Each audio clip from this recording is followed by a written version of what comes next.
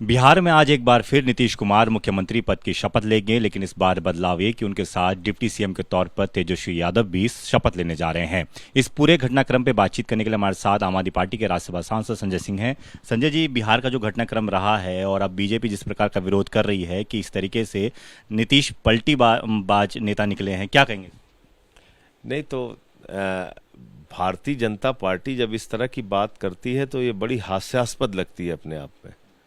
जो बीजेपी महाराष्ट्र में सरकार गिराती है, जो बीजेपी मध्य प्रदेश में सरकार गिराती है, जो बीजेपी कर्नाटक में सरकार गिराती है, जो बीजेपी 17 में गोवा में खरीद फरोख्त करके सरकार को बनाती है, अरुणाचल में किया, उत्तराखंड में किया, पूरे देश में यही काम तो कर रहे हैं। अभी झारखंड में 3 विधायक कांग्रेस के पकड़े गए, वहां भी सरकार गिराने की इनकी कोशिश थी। तो अब वही प्रयोग उनके खिलाफ हो गया, तो कह रहे हैं नैतिकता का हनन हो गया। तो नैतिकता का हनन दूसरे राज्यों में आपको नहीं दिखता है?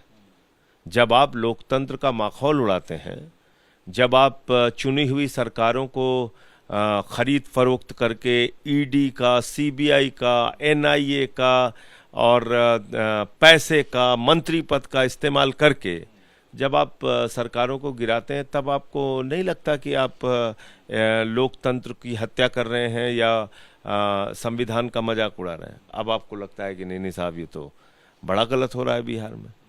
तो जो प्रयोग उन्होंने कई राज्यों में किया,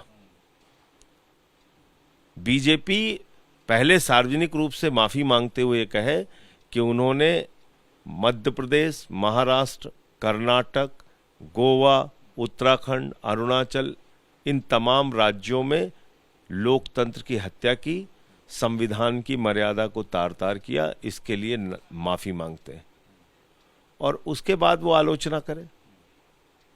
अभी फिलहाल बीजेपी को कम से कम इस पे बोलने का हक नहीं है। नीतीश कुमार को लेकर अब ये भी चर्चाएं होने लगी हैं कि वो एक पीएम मटेरियल हैं और 2024 में उन्हें पीएम के तौर पर प्रोजेक्ट कर लेना चाहिए। आम आदमी पार्टी क्या सोचती है? ये तो उनकी पार्टी का विषय है, उसमें मैं कैसे बोल सकता हूँ? वो पीएम के उम्मीदवार होंगे या सीएम रहेंगे, बिहार में ही रहेंगे, ये तो अब उनकी पार्टी जो जेडीयू है वो तय करेगी। दिल्ली से जुड़ा एक मुद्दा है।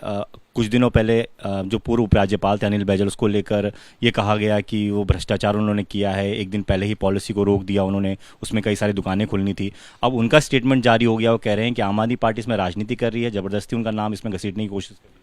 देखिए, जो बयान है पूरा बैजल साहब का, उससे एक बात तो स्पष्ट हो जाती है कि वो अपनी गलती को स्वीकार कर रहे हैं और 2 दिन पहले उन्होंने पॉलिसी बदली ऐसा वो मान रहे हैं। दूसरी बात, बगैर कैबिनेट के अप्रूवल के एक पॉलिसी जो आप अप्रूव कर चुके हैं, कैबिनेट से मंजूरी होकर आपके पास गई थी, फिर 2 दिन पहले अगर आप उसको बदल रहे हैं तो आपको दोबारा मंजूरी लेनी चाहिए थी कैबिनेट की। लेकिन अपने लेवल पे किसके दबाव में ये काम किया गया? किस बीजेपी नेता ने पूर्व एलजी साहब के ऊपर दबाव बनाया? ये तो खुलासा होना चाहिए, इसकी जानकारी पूरे देश और दिल्ली के लोगों को होना चाहिए। वर्तमान में जो उपराज्यपाल हैं विनय कुमार सक्सेना, वो भी खुलकर सामने आ रहे हैं, ट्वीट करके लिख रहे हैं कि अरविंद केजरीवाल जी को देखना चाहिए कि उनकी पार्टी के लोग क्या कह रहे हैं, किस तरीके की बयानबाजी कर रहे हैं। देखिए, विनय कुमार सक्सेना जी एलजी जरूर हैं दिल्ली के, लेकिन उनको एक एजेंडे के तहत भेजा गया है, एक टास्क दे के भेजा गया है कि आपको ये काम करना है। वो वही बेचारे कर रहे हैं, सुबह से शाम तक उनके पास और कोई काम है? आप बताइए। कभी ये चिट्ठी जारी करो, कभी इनसे लड़ो, कभी उनसे लड़ो, इसी काम में लगे हुए हैं। दिल्ली की सरकार शिक्षा पे काम कर रही है, स्वास्थ्य पे काम कर रही है, बिजली पे काम कर रही है, पानी पे काम कर रही है, रोजगार पे काम कर रही है।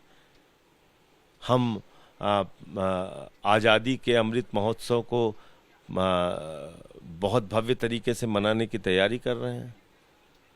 500 राष्ट्रीय ध्वज दिल्ली के अंदर फहराया गया। दिल्ली के मुख्यमंत्री की एक बड़ी पहल है देश के लिए, क्योंकि दिल्ली से पूरी दुनिया में मैसेज जाता है, पूरे देश में मैसेज जाता है। तो हम तो काम करने में लगे हुए हैं। एलजी साहब को खाली हैं, उनको इसी काम के लिए भेजा गया है। रोज चिट्ठी जारी करो, रोज बयान जारी करो, रोज कुछ ना कुछ बोलते रहो, वो उस काम में लगे हुए हैं। धन्यवाद बातचीत लिए। तो संजय सिंह साफ तौर पर ये कह रहे हैं कि जो नए एलजी आए हैं वो एजेंडे के तहत काम करने के लिए आए हैं, लेकिन जो दिल्ली सरकार है, जो चुनी हुई सरकार है, वो दिल्ली के लोगों के हित में लगातार काम कर रही है। कैमरामैन राजेंद्र सिंह के साथ दीपक सिंह रावत, एबीपी न्यूज़, दिल्ली।